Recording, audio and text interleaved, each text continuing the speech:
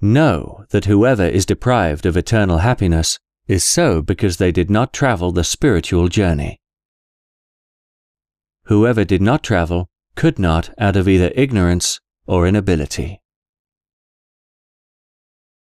Whoever is unable is so because they are a prisoner of their carnal appetites. These are the folk who travel on a road with obstacles but are weak and cannot overcome them. The obstacles are the appetites of the soul, such as greed, gluttony, lust, etc. Whoever is ignorant is in one of three categories.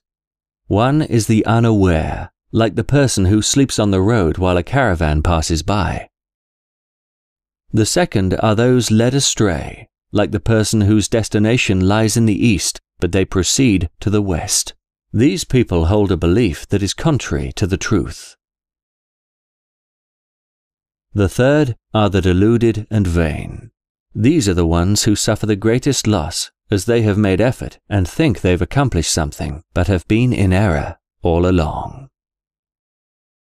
The ignorant are like the person who goes to buy a used car, but is sold a wreck. His fault is not first learning how to inspect cars. Otherwise, he should have consulted a mechanic. The mechanic is like the spiritual guide who'll give advice. Know that 99% of people are veiled from the truth simply because they are unaware.